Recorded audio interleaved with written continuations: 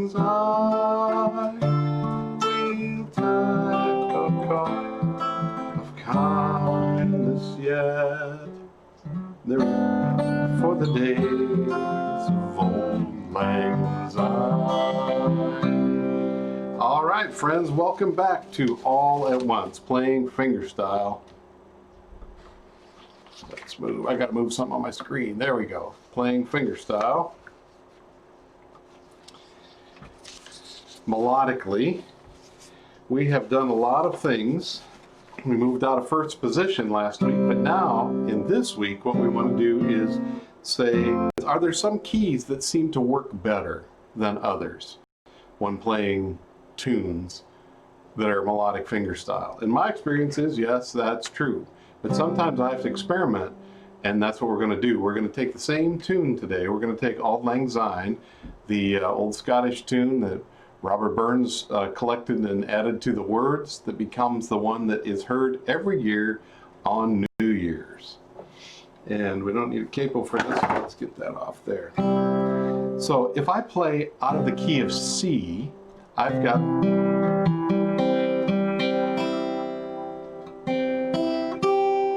so I have the root position.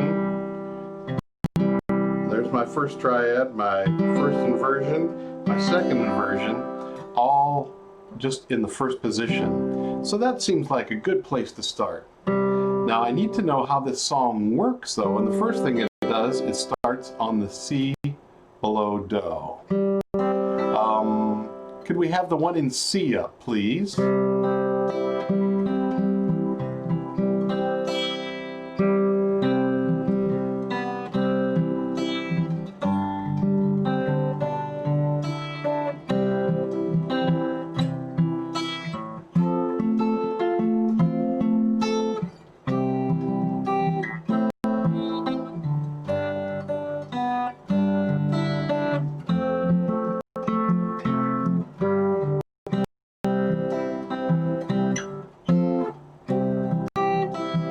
So you can see I can play the melody, but I've got to get out of my home position to do it. And for some people, this is just way beyond what we're able to do the first time around.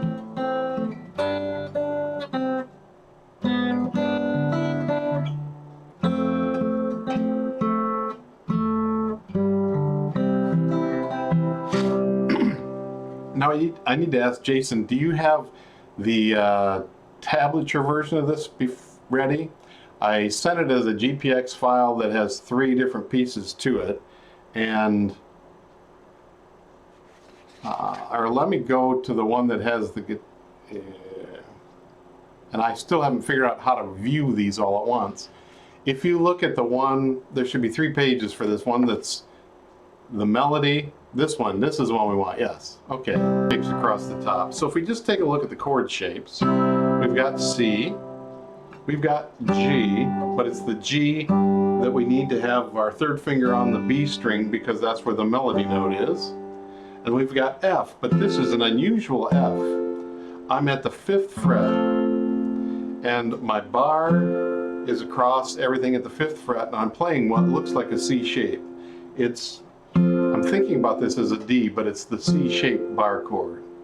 And then I go back to the C, but now I have my pinky dropped on the high E G on the E string at the 3rd fret, and then my regular F, the bar chord, and then later on I'm going to need the D minor at the 5th fret because I have to have that A as a part of it, and then A minor where it's usually placed. My G7, E7 over G sharp, I mean, is an unusual chord, and I have to pinch and avoid some things. So you can see that's why there's X's in there. But it's a nice passing chord. It gets me from the G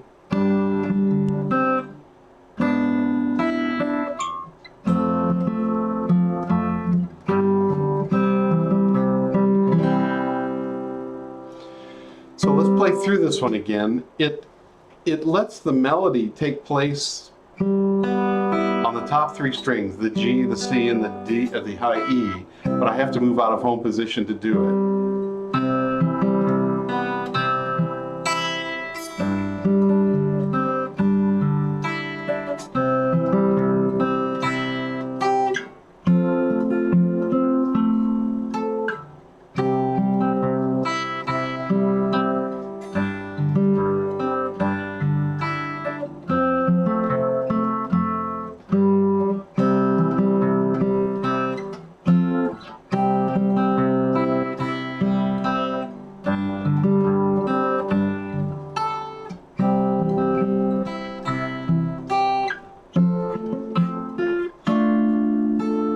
frets, all the longer I'm at that D minor up there.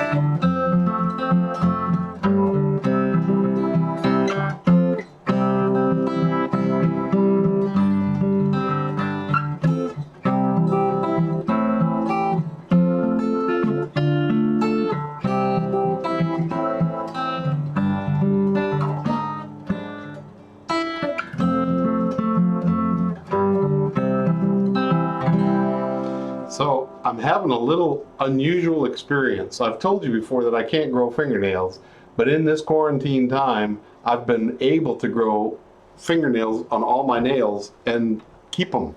They're strong and I'm not biting them off. Don't know what changed. First time in all of my life.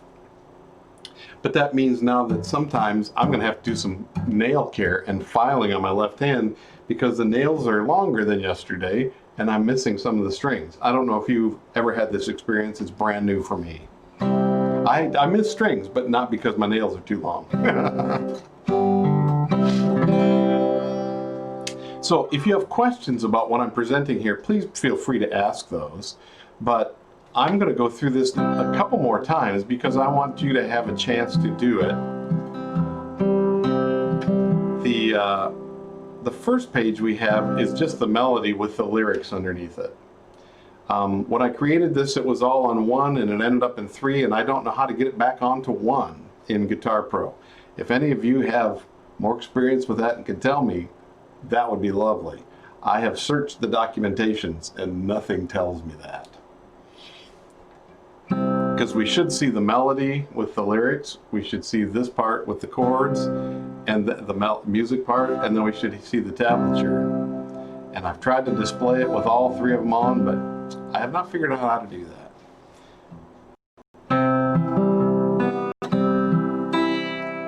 So, let me just look at this, the supplemental here.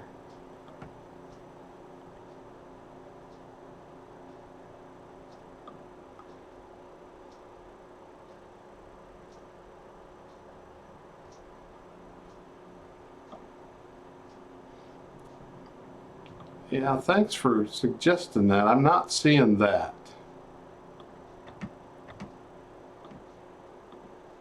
Jason.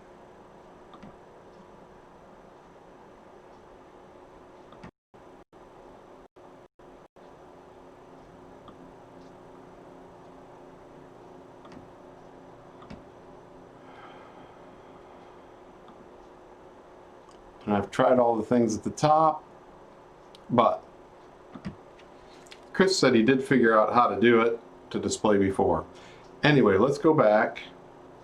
Oh no, I wanted to check the and see what happens in the practice.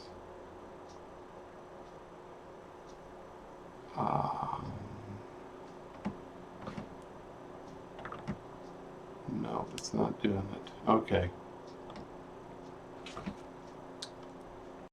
We might have to update this before the class is over. This might get updated so everything displays on the same page, and I'll get my tutorial and figure that out. But let's go through it again. The other thing that you'll notice is my chord shapes can stay put for most of what I'm doing. I don't have to do a lot of individual note moving.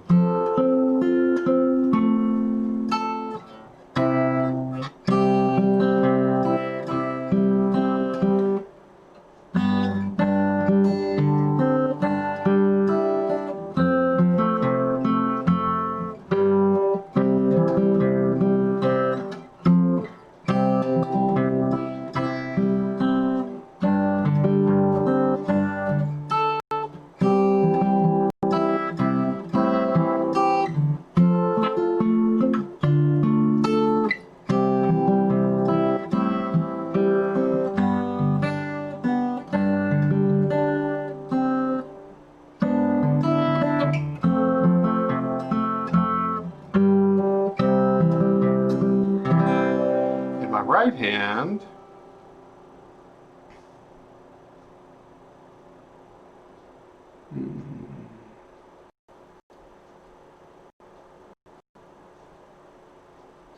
okay, very cool.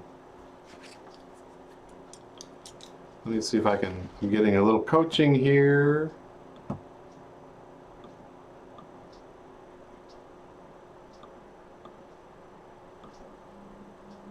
That's what it is. Got it. Thank you. They're in weird order, but oh well. I can fix that by just moving everything around. There we go. Perfect. Lovely. So in your GPX tracks, in the practice information, go to the bottom, open up Guitar Pro, and go to the tool that is beside the arrows that display things in different orders. If you click on that, you can choose to see it as a staff that shows everything. That's what I was looking for. Should old acquaintance be forgot and never brought to mind? Should old acquaintance be forgot in the days of Auld Lang Syne? The days of Auld Lang Syne, my dear, the days of Auld Lang Syne. We'll take a cup of kindness yet in the days of Auld Lang Syne. So that's what happens when we look at it in the key of C. I don't know if you found that to be something that works for your fingers, and or if you're thinking, you know, I'm doing this a long time before I can figure out if there's another key I want to try it in, but I'd still like us to do it in another key. So let's try it in the key of G.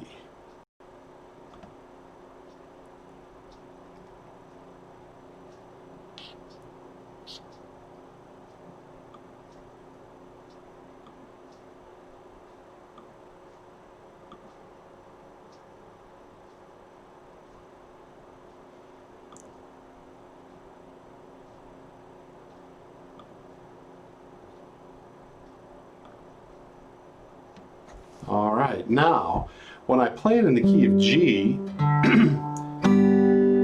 I'm playing with chords that are more familiar to me. The G, the D7 over an F sharp. That might be a little difficult. I hook my thumb for the F sharp on the bass. I know some people who maneuver all their fingers over almost like a B7 chord, and they put their second finger on the bass. For me, it's easier to hook my thumb. C is normal. The G that we've been using in the key of C on the D, creating a D on the B string, and then E minor, A minor, and B7 are all for this. But now my melody is going to start in the middle, so I'm going to start that with my thumb, and I have to do a reach with my pinky.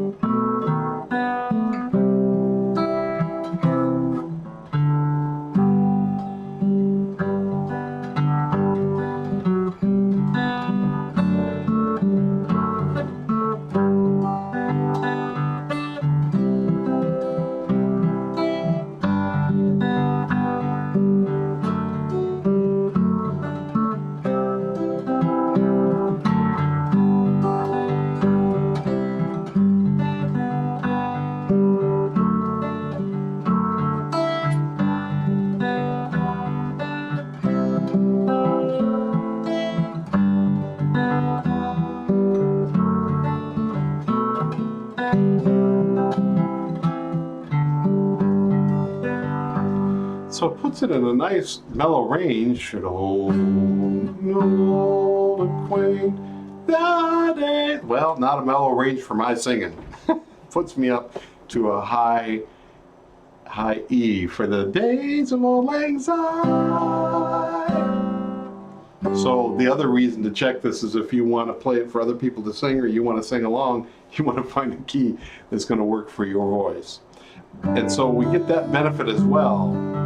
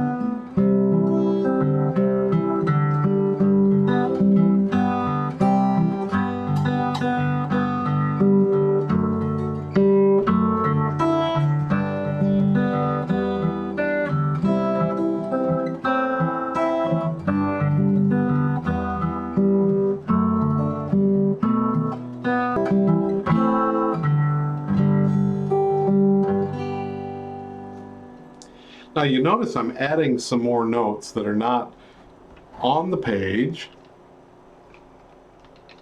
I'm adding some more notes that are not on the page, but they're picked out of the chord position. The trick here is making sure that I play the melody notes louder than the things that accompany the melody. Because if I do them all the same volume, it's just going to be a barrage of notes. And that won't serve my purpose. I want to play the melody and I want to support it with the things I'm playing from the chord.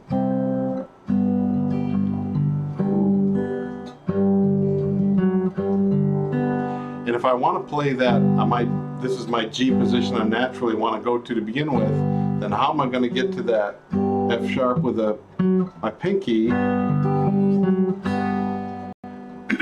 For me, that's something I can reach with my pinky while my G plays its regular shape.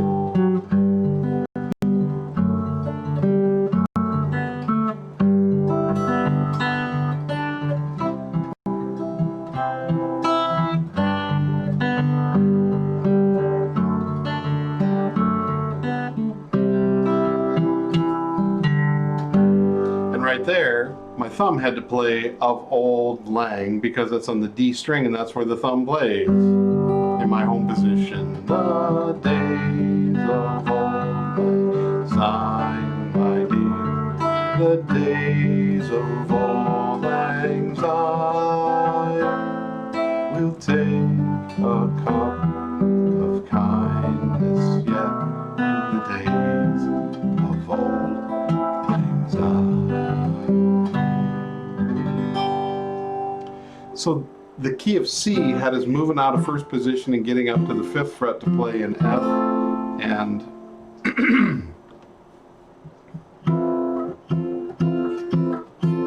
and D minor.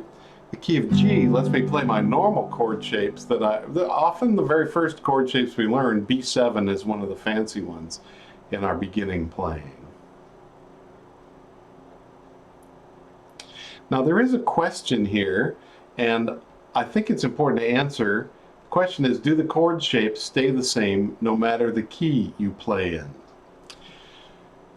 Because I'm thinking chord shapes, and on a chromatic instrument like this, yes, everything just moves up. That's what the caged system is all about.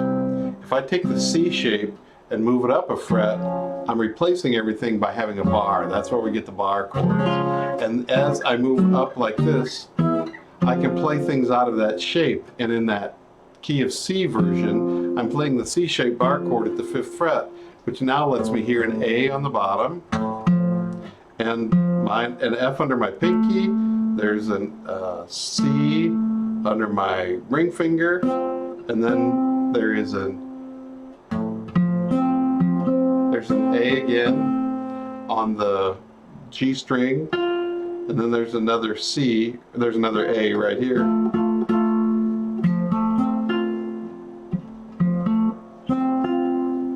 Or that's my F. So it's just the same voicings of the chord up here, but because the strings are shorter, I'm producing a different tone. And that's the thing, as I go up, I'm going to get each time a half step higher in the scale.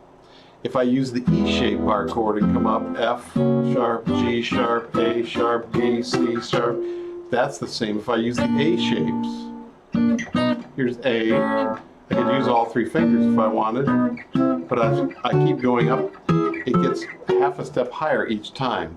And I can count on that when I'm playing, when I'm figuring out which chords, which key I want to be in. I might do it by, chord shape. So yes, I can base things off. Now I might change an alternate shape that's not my normal shape because I want to hear different tones, or because I always make my decisions based on not only what do I want to hear, that's the first thing, then where am I come from and where am I going after I do it. So first, what I want to do, where am I coming from, and where am I coming from, where am I going to? That helps me determine what shape I'm going to use right now.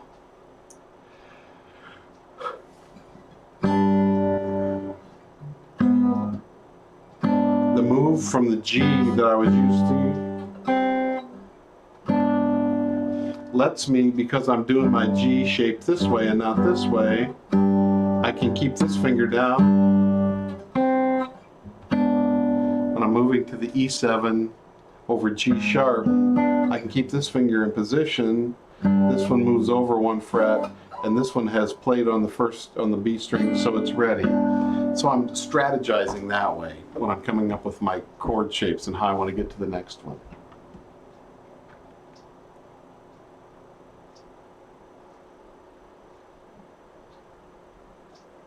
Okay, and thank you. The next question has to do with why we're spending today's lesson on this, choosing a key which works.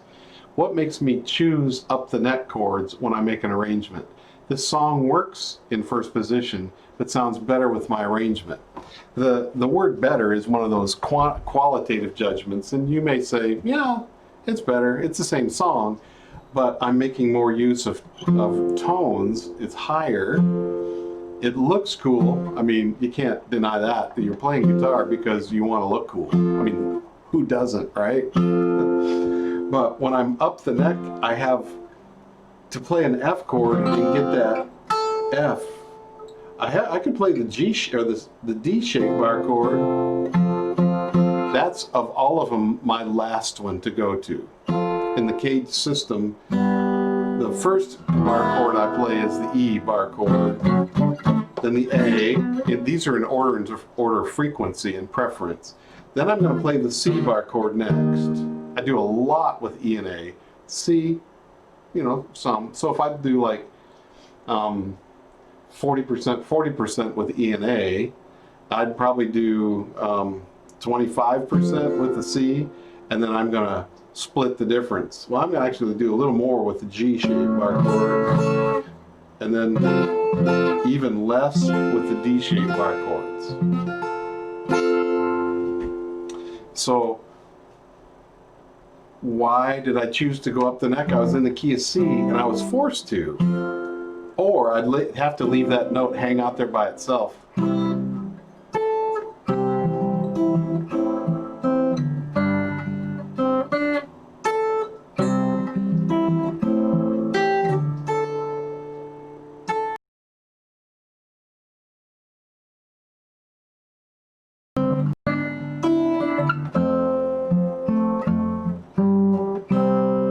So the song, we could go through the whole song and it could work, and I'll just play those notes and let them hang out there. But when it doesn't sound so naked.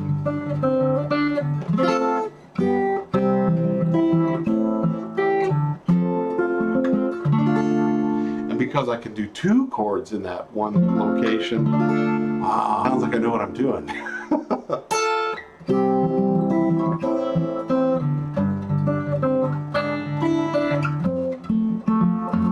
This is the C version again.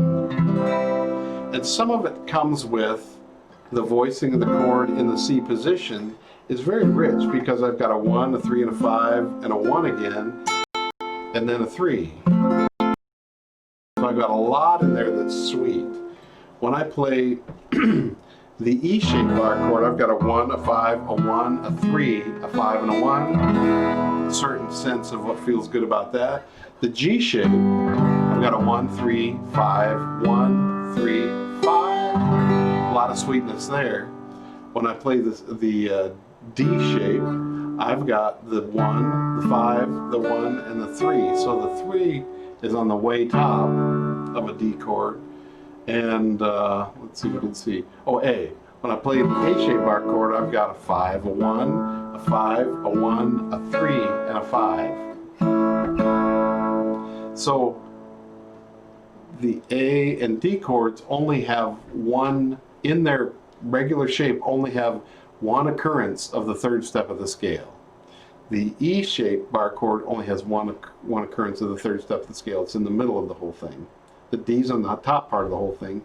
The A is almost in the top part. The G and the C both have the third in the chord. That's a lot of theory stuff right there. But it helps me as I'm thinking about what am I going to do, which one has the things available to me, and what does the song do? What's the character of the song? So this song starts, should old, it goes down, oh, da, da, da, da. So I would call this a plagal tune, because do is not at the top or the bottom of the scale, it's in the middle. I need the notes below do, and I need do here. Should 5 1 7 5 3. I'm sorry, 5 1 7 1 3 2 1 2 3 2 1 1 3 5 6 6 5 3 3 1 2 1 2 3 2 1 6 6 5 1. I'm going by stair steps, or I'm using the Arabic numbers, Arabic numerals, to denote the steps of the scale and singing the scale by position. And as I do that, I figure out, okay, this is one of those songs where do sits in the middle. It's a plagal tune because I can start below do, 5 below, and I can go 5 above. And so when I'm playing a chord, if I'm playing an E in the key of E,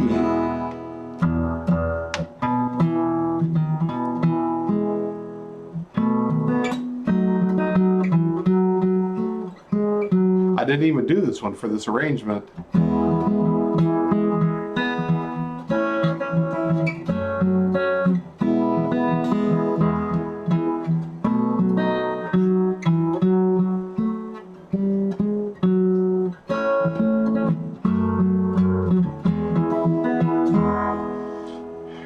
Because I have to move into I have to do some strange maneuverings with my fingers. It gets me into the much more complicated place.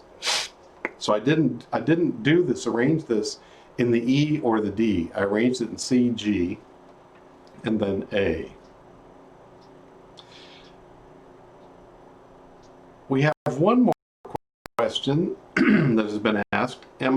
Are you following the melody, or are you harmonizing as you create? The first thing I'm doing is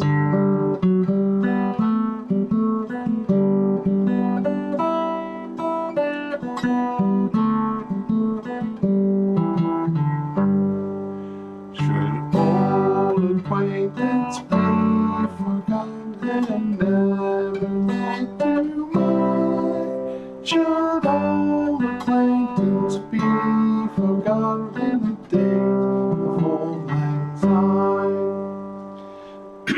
What I did was play the melody in the key of G and then just play the chords when they happen.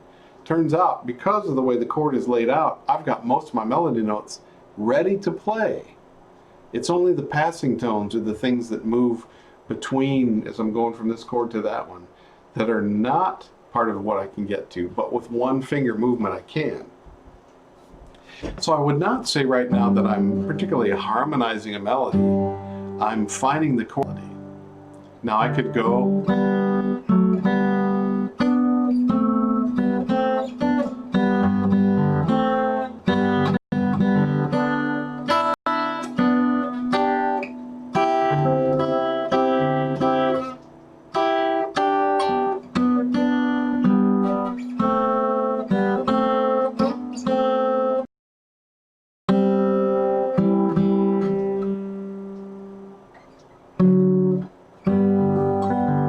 So in that case, what I'm doing by harmonizing is I'm playing a notes a third above and harmonizing the melody.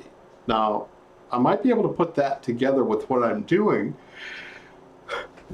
There were some parts about that that sounded pretty cool. Should acquaintance be forgot and never brought to mind? Should acquaintance be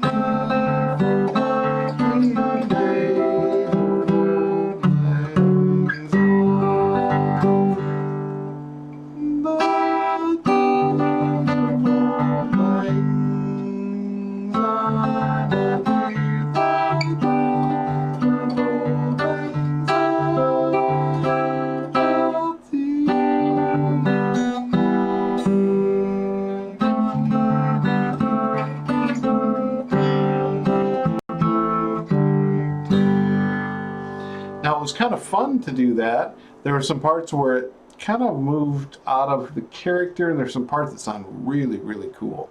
So that might be a thing, the harmonizing of the melody as I go through might be the kind of thing I want to do, but not until I've already figured out the melody as it lays within the chords. Good question, though. Now, let's look at the third way that I've done this, and this is in the key of A.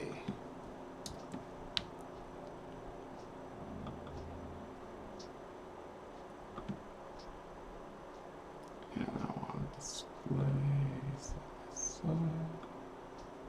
There we go. It's nice knowing how the software works. So I appreciate the tutorial.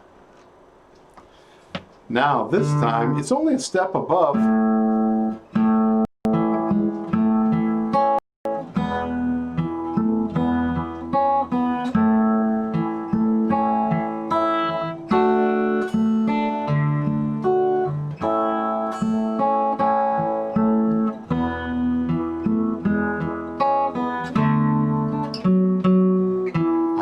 Out of shape a little bit just to get that one of Auld Lang Syne, the second end of the second line.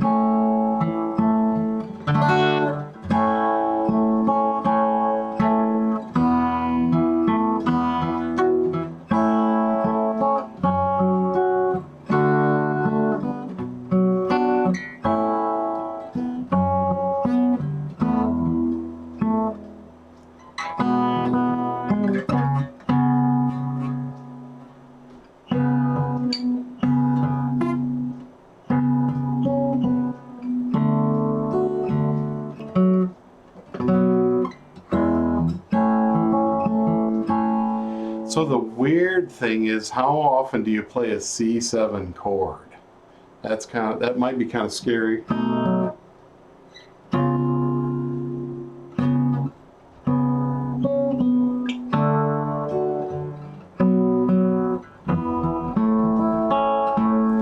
But other than that, I didn't have to leave first position, and I didn't have to do much that was out of the ordinary. I can keep my chord positions pretty good and do a lot of pinky moving to get the notes I need to play the melody.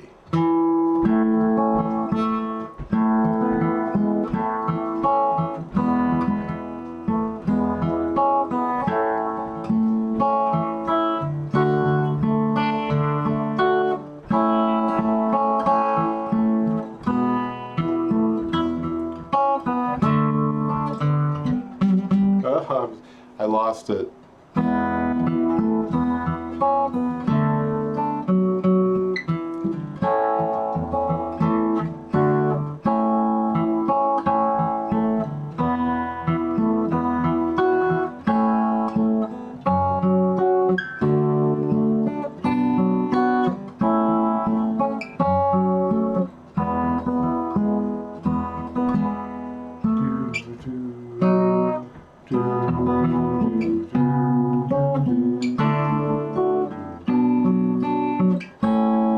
So for the C7 shape, I could play a C7 bar chord, but all I need are this 2 4s that are like an E suspended 7, E7 suspended 4 chord, excuse me, which is on the A string and on the G string.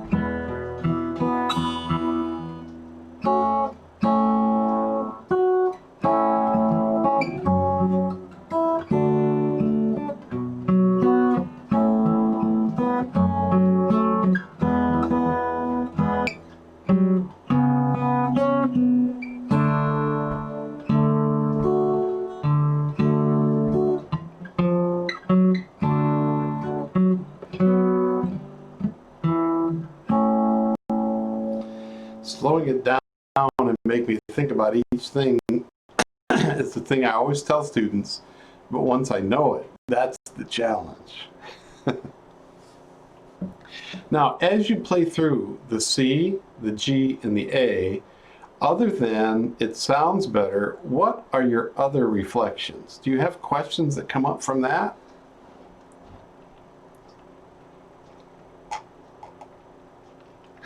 I like to ask my students, what's your aha experience and what's your oh no experience? That vowel makes all the difference.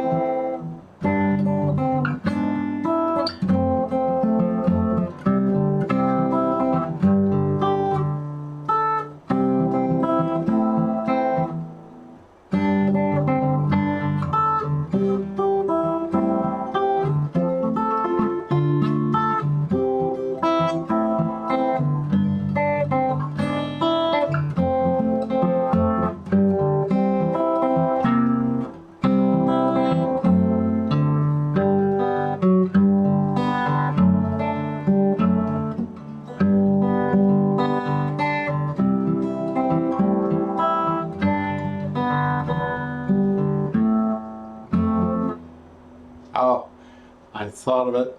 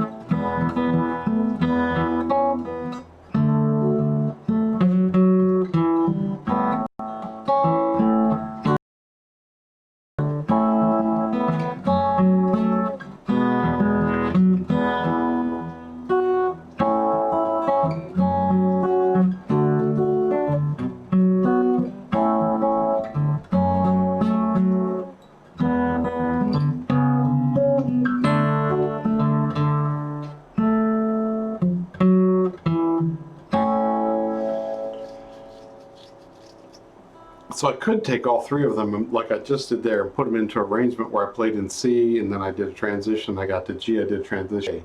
The transition chord I used to get from C to G was a D7. The transition chord I used to get from the G to the A was an E7. So I was using the fifth of each one. And that's one of those tricks as you're developing a song. You might say, I want to do something different each time, and changing keys is one of those things.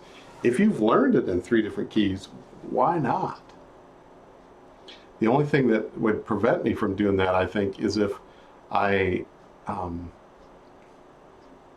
was accompanying singing, and I wouldn't jump all over in that order for the singing, because it gets a little dicey. We're going high, we're going low, we're going middle. What I'd probably do if I was singing is start, should old acquaintance be, should.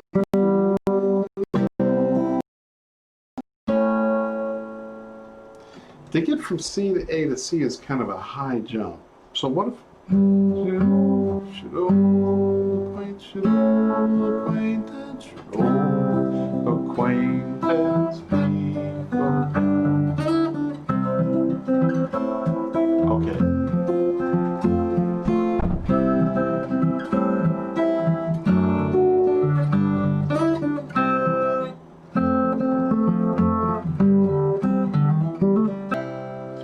I'm gonna have to think about if I was singing which order I would do those in. When you are building an arrangement, if you change keys and you go down in key, it's generally it feels like an energy decrease. If you go up, it feels like an energy increase. You're gaining energy as you do that. So I think one of the reasons that earlier the question was, why does it sound better when it's up, in the up of the neck? I think it does that because it's higher, so it stands out a little more. It feels like it has a little energy attached to it because of its pitch. Now if I played, there went my thumb pick. If I could do this whole thing in the key of C an octave lower to compare, I did not write it out that way, but we can figure it out.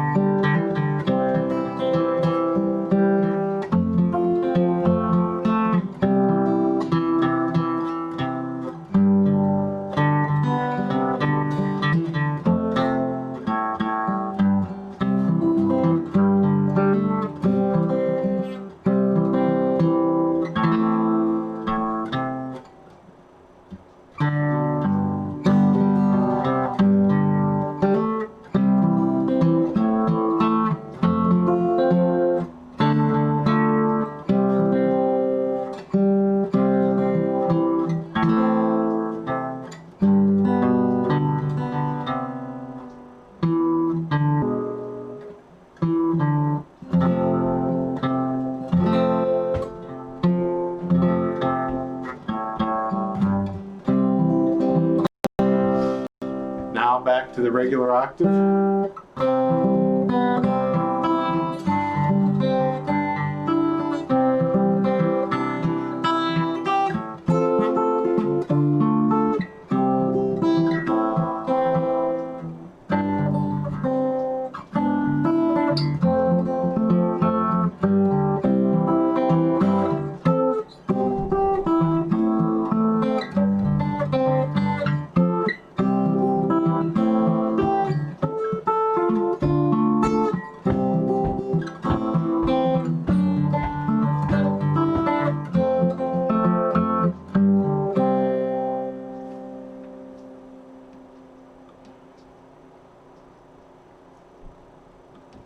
Could I break down the progression once more is the question.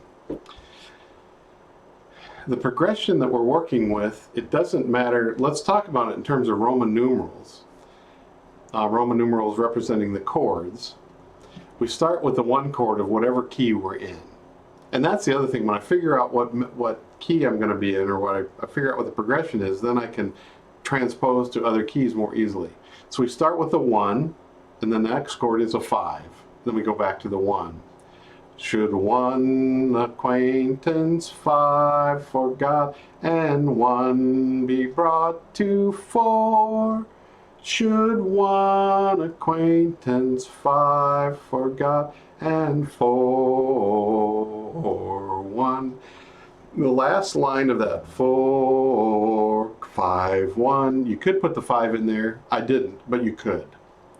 4 1 1 1 1 5.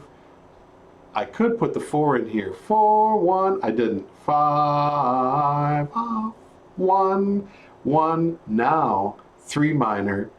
3 the 4. Then 6 minor. 6 1 3. Now 5. And then, did I say 6 for F sharp? No, F sharp is the 6, sorry. Let's go back to Auld Lang Syne. The chorus. 4 1 1 1 1 5 1 1 6 4, and then 2 2 1 3 5. No, 1 6 5 3. The 3 only shows up at the very end. Oh, 4 2 1. I'm looking at the A version right now. 1 1 1 1 5 1 and 4 and 1 5 4 1 4 1 5 1 6 4 4 2 2 1 6 5 3 4 4 2 1. That's what the chord structure is doing. What I'm doing in my fingers is my home position. My ring finger's playing the high E, second finger's playing the B, first finger's playing G. My thumb is playing the other 3 notes. The D chord, the D note, the A string. Depending which chords I'm in, they're producing different tones, but I'm playing my thumb for those particular places. And I've simplified this for the tablature as I go through and play it more often.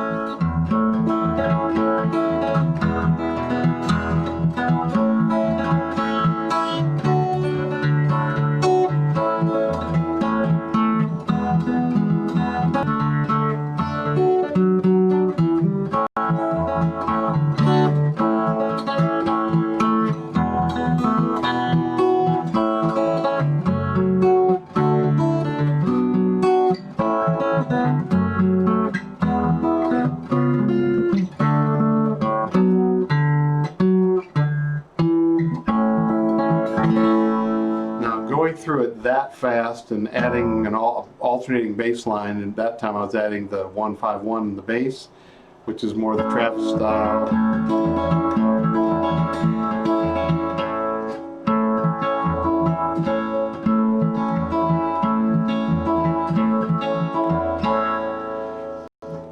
I can use a variety of combinations of what's going on in my picking hand, but my thumb is always on 1 and 4, 1 and 3, and if I'm answering in the beat, so that's 1 and 2 and 3 and 4 and then my thumb is going on all the beats, and the answering things are happening on all the half beats.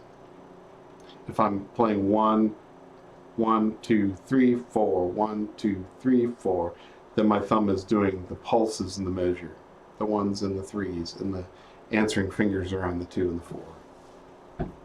Hope that answers that question about the progression. Well, we have this in 3 different keys. You explore it and see which one you like better as you're applying this information to the songs that you want to play, which may not be the ones that I pick. You don't have to stick with one. Someone may have done a variety of a version of the tune that you kind of like, but you'd rather have it in a different key. Analyze what the chord structure is, which is the question about the progression, and then transpose it and see what happens when you move it to a new key. Not only did we play the C in the low octave,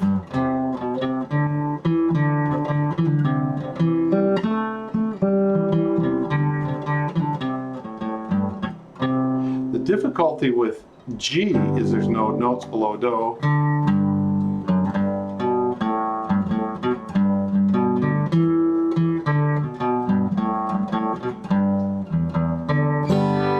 Now I could do it there, and I just have to bounce up to the D string to get my D, which would normally be below it.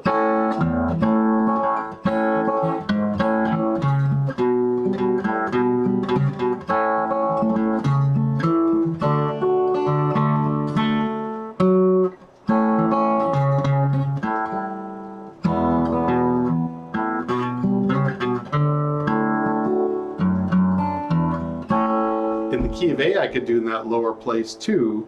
I'm going to have to change my first position playing and play out of second position with a T bar, a little bar over the 3 strings that make the A chord, because I'm going to need a C sharp a lot. Now that may assume a whole lot more than you're ready for, but it's there. So I encourage you to take this tune, play it the way I've written it, experiment with it, see if there's other things you'd like to do with it.